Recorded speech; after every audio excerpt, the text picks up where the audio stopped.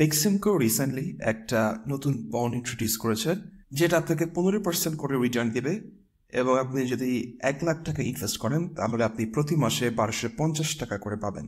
আজকের এই ভিডিওতে আমরা ডিসকাস করব যে এই বন্ডটাতে আপনি ইনভেস্ট করলে কী ধরনের লাভ অথবা প্রফিট পাবেন, আপনার টাকা বেক্সিমকো কীভাবে ইউটিলাইজ করবেন, বেক্সিমকো আদৌ এটা পে ব্যাক করতে পারবে কিনা, আর যদি পে ব্যাক না করে তখন কী হবে।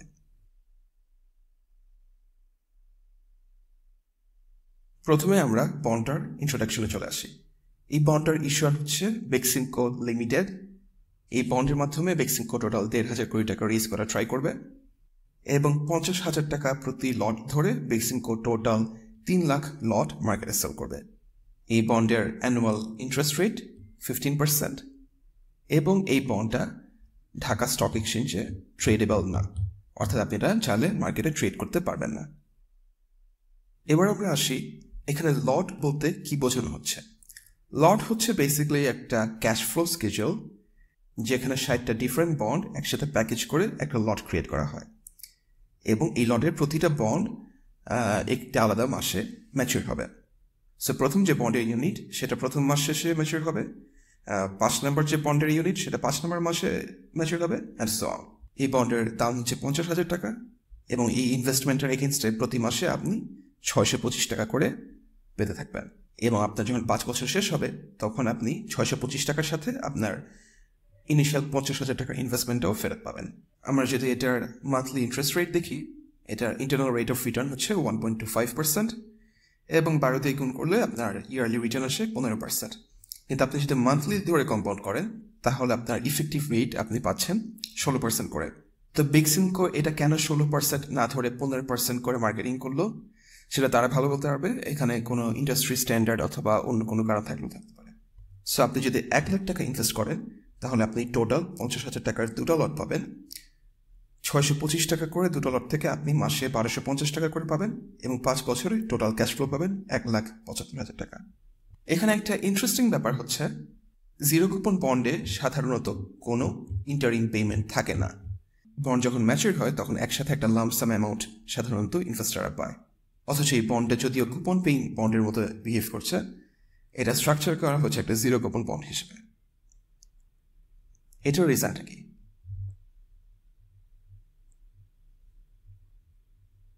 অনেক আগে বাংলাদেশের ফাইন্যান্সিয়াল ইনস্টিটিউশন যারা ছিল তারা একটা ওয়েভার চায় যাতে করে জিরো কুপন বন্ডের উপরে তাদেরকে কোনো ধরনের ট্যাক্স পে করতে না হয়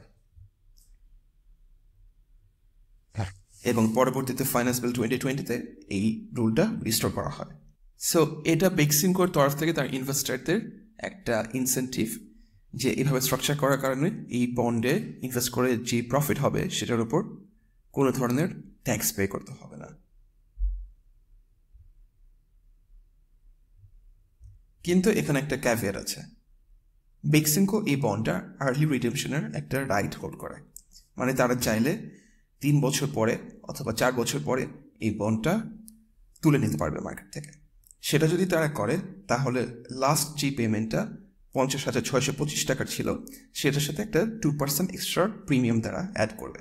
কিন্তু তারা যদি এটা করে তখন আপনার প্রফিটে কী ধরনের ইম্প্যাক্ট পড়বে? বেক্সিমকো যদি 3 বছর পর বন্ডটা রিডিম করে তাহলে আপনি প্রথম 3 বছর সব পেমেন্ট রেগুলারলি পেতে থাকবেন এবং তারপরে আপনি একটা লাম্পসাম অ্যামাউন্ট পেয়ে যাবেন। এটাতে আপনার অ্যানুয়াল প্রফিট রেট বেড়ে 15 থেকে 15.5% হয়।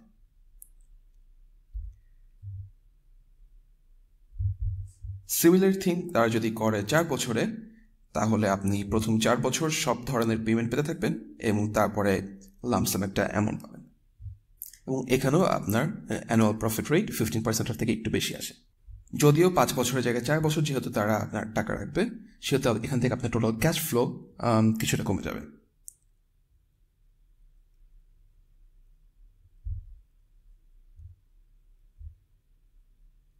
এখন কোয়েশ্চেন হচ্ছে যে এই বন্ডটাতে আপনার ইনভেস্ট করা উচিত কিনা।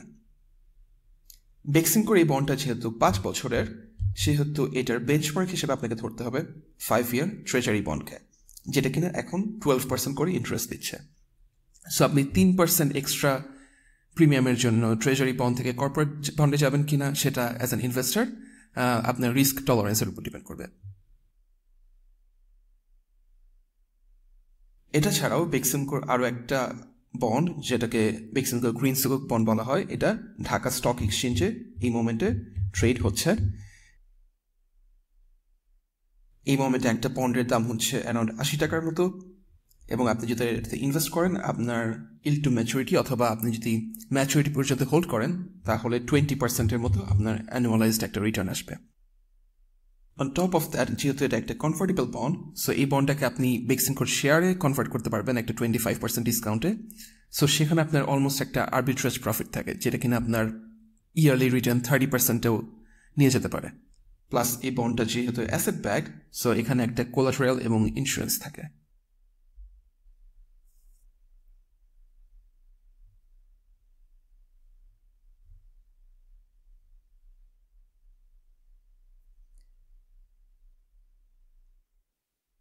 এবার আমরা আসি যে বেক্সিমকো এই বন্ড ইস্যুয়েন্সের ক্যাপিটাল দিয়ে কী করবে।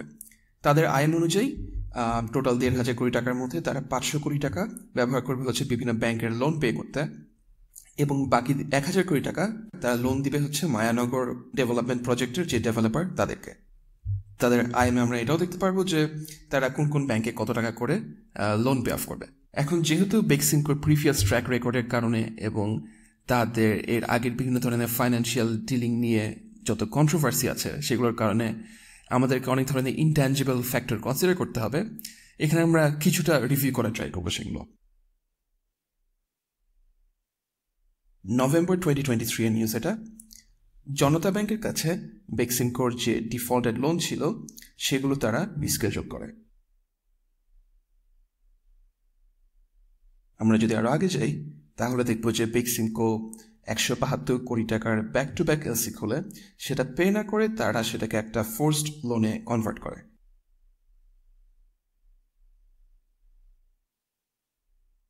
আমরা 2016 এই নিউজে দেখতে পাচ্ছি যে বেক্সিমকো ওন্ড জিএমজি এয়ারলাইন্সের সোনালী ব্যাংকের কাছে 228 কোটি টাকার লোন ছিল।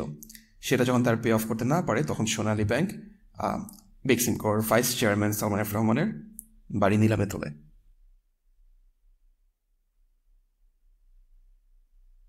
আমরা সোনালী ব্যাংকের 2022 সালের অ্যানুয়াল রিপোর্ট যদি দেখি, আমরা দেখব যে বেক্সিমকো গ্রুপের কাছে সোনালী ব্যাংকের টোটাল পাওনা হচ্ছে 1900 কোটি টাকা।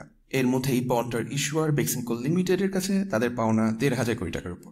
এর মধ্যে মাত্র 3 কোটি টাকা হচ্ছে আনক্লাসিফাইড, এবং বাকি প্রায় সম্পূর্ণটাই ক্লাসিফাইড লোন।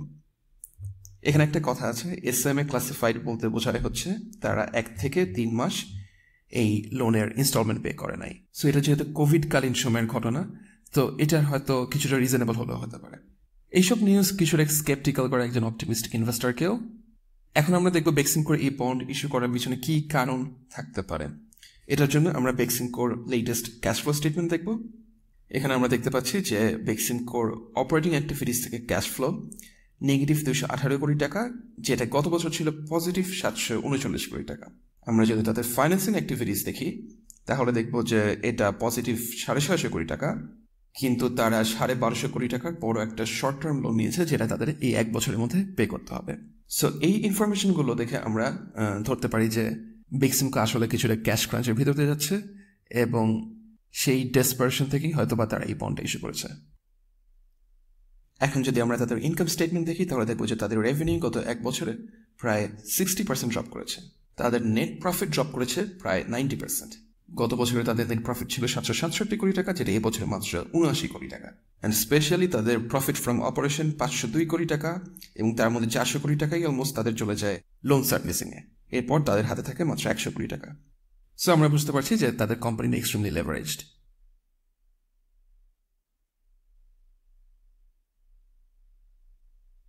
এবার যদি আমরা তাদের ফাইন্যান্সিয়াল পজিশন দেখি, তাহলে দেখবো যে তাদের কারেন্ট লায়াবিলিটি প্রায় 3,100 কোটি টাকা, যার সবই তাদেরকে ক্যাশে পে করতে হবে, এবং সেটা 1 বছরের ভিতরে। অন্যদিকে তাদের হাতে ক্যাশ এবং ক্যাশ ইকুইভ্যালেন্ট আছে মাত্র 92 কোটি টাকা। তাদের কারেন্ট অ্যাসেটের মধ্যে অন্যান্য বিভিন্ন অ্যাসেটও আছে, কিন্তু সেগুলো কতটুকু লিকুইড অথবা তারা কত ফাস্ট রিকুপ করতে পারবে, সেখানে আবার একটা কোয়েশ্চেন থাকে। সো এগুলো দেখলে মনে হতে পারে যে বেক্সিমকোর হয়তো সব কিছুই খারাপ চলছে, কিন্তু তা আসলে না। আমরা যদি এই নিউজটা দেখি, তাহলে দেখবো যে বেক্সিমকো 2022 সালে ডাচ ব্যাংক আইএনজি থেকে প্রায় 32.5 মিলিয়ন ইউরোর একটা ফান্ডিং পায়। সো এই ধরনের কন্ট্রাক্ট যেহেতু ক্রেডিট ওয়ার্থিনেস চেকের পরেই হয়, এটা হয়তো বা কিছুটা ভ্যালিডেশন হিসেবে কাজ করে।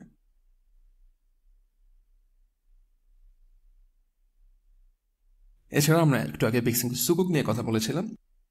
বেক্সিমকো সুকুক বন্ডের যে আন্ডারলাইন পাওয়ার প্ল্যান্ট, তার রেভিনিউ প্রজেকশন হচ্ছে বছরে অলমোস্ট 500 কোটি টাকার মতো, এবং প্রফিট আফটার ট্যাক্স বেক্সিমকোর মতে 350 থেকে 400 কোটি টাকার ভিতরে। আমরা এই ডেটাটা পেয়েছি পাওয়ার গ্রিড কোম্পানি অফ বাংলাদেশের ওয়েবসাইট থেকে। এটা আমাদের শো করে অন অ্যাভারেজ বেক্সিমকো প্রতিদিন কত ইউনিট পাওয়ার ন্যাশনাল গ্রিডে সাপ্লাই দিচ্ছে। এটার সাথে আমরা যদি ক্যালকুলেট করি যে পার ইউনিট বেক্সিমকো 15 সেন্ট করে সেল করছে বাংলাদেশ গভর্নমেন্টকে, তাহলে আমরা দেখব যে বেক্সিমকো বছরে $60 মিলিয়ন অলমোস্ট, অথবা 650 থেকে 700 কোটি টাকার একটা রেভিনিউ এখান থেকে জেনারেট করে। আপনি যদি ক্যালকুলেশনটাতে আরও ইন্টারেস্টেড থাকেন তাহলে ভিডিওটা পজ করে এটা দেখতে পারেন। এখন কোয়েশ্চেন হচ্ছে, বেক্সিমকো কি এই লোনটা পে অফ করবে? সাবজেক্টিভলি আমার মনে হয় তারা এটা উইলফুলি ডিফল্ট করবে না, কিন্তু তাদের কোম্পানি এতটাই লেভারেজড যে বিজনেস ফেলিয়ারের কারণে ডিফল্ট হলেও হতে পারে। আর এটা ইন্টারেস্টিং জিনিস হচ্ছে, বেক্সিমকোর আগের যে কন্ট্রোভার্সিগুলো ছিল, জিএমজি এয়ারলাইন্স, শাইনপুকুর অথবা বেক্সিমকো টেক্সটাইলসের ক্ষেত্রে, সেগুলো ডিফারেন্ট এন্টিটি ছিল, এবং Beximco limited as an entity তাদের এগেনস্টে ফাইন্যান্সিয়াল মিসবিহেভিংয়ের কন্ট্রোভার্সি কম্পারেটিভলি কম। কিন্তু কোনো কারণে বেক্সিমকো যদি ডিফল্ট করে তখন কি হবে?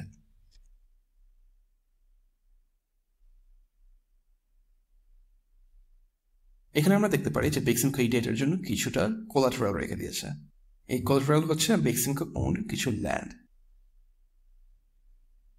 আমরা যদি এই ল্যান্ডের লিস্ট দেখি তাহলে দেখবো যে বেক্সিমকো এই ল্যান্ড কিনেছে 3,70,00,000 টাকায়, এবং তারা এটার মার্কেট ভ্যালু এখন ধরেছে প্রায় 758 কোটি টাকা। সো একজন ইনভেস্টরের এটা ভ্যালিডেট করা উচিত যে এই যে এলাকায় ল্যান্ডগুলো আছে সেখানে আসলে কি 3,70,00,000 টাকার ল্যান্ডের দাম প্রায় 200 গুণ বেড়ে 750 কোটি টাকার উপরে গিয়েছে।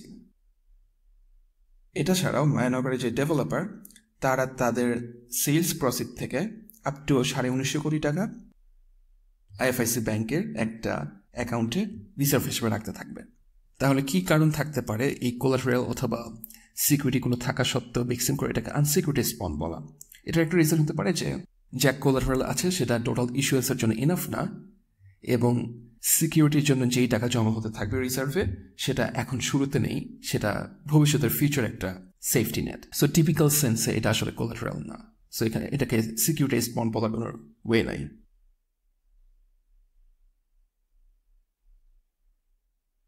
আমরা ফিনপ্রেসোতে এখন থেকে বিভিন্ন ধরনের ফাইন্যান্সিয়াল এবং ইনভেস্টমেন্ট প্রোডাক্টের রিভিউ এবং রেটিং দেওয়া ট্রাই করব। এটা অবশ্যই একটা সাবজেক্টিভ এবং ইনফর্মাল রেটিং, যেহেতু আমরা কোনো রেটিং এজেন্সি না। আমাদের এই স্কেলে বাংলাদেশের ট্রেজারি বিল এবং ট্রেজারি বন্ডকে ধরা হচ্ছে 9/10, এবং কোনো ইনস্ট্রুমেন্ট যদি সিমিলার রিস্ক এবং রিটার্ন প্রোফাইলের সাথে অন্যান্য রিস্ক যেরকম এক্সচেঞ্জ রেট রিস্কও হেজ করতে পারে, সেগুলোকে আমরা হয়তো বা 9.5 থেকে 10 দেবো, এবং অন্যান্য সব ধরনের অ্যাসেট ক্লাসকে আমরা 0 থেকে 8.5 মধ্যে রেটিং দিব। সবকিছু বিবেচনা করে আমার মতে বেক্সিমকোর এই বন্ডটাকে আমরা দিতে পারি 5.5/10। এটা একটা নতুন ফরম্যাটের ভিডিও, যেটা কিনা আমাদেরকে অনেক বেশি কমপ্লেক্স টপিক অনেক লং ফর্মে কভার করতে হেল্প করে। আপনার যদি কোনো ফিডব্যাক থাকে প্লিজ জানাবেন, এবং নতুন ভিডিও পেতে আমাদের ফিনপ্রেসোর ইউটিউব চ্যানেলে সাবস্ক্রাইব করুন, এবং আমাদের যে ইনস্টাগ্রাম পেজ আছে সেখানে কানেক্টেড থাকুন রেগুলার কন্টেন্টের জন্য। ফিনপ্রেসো signing off.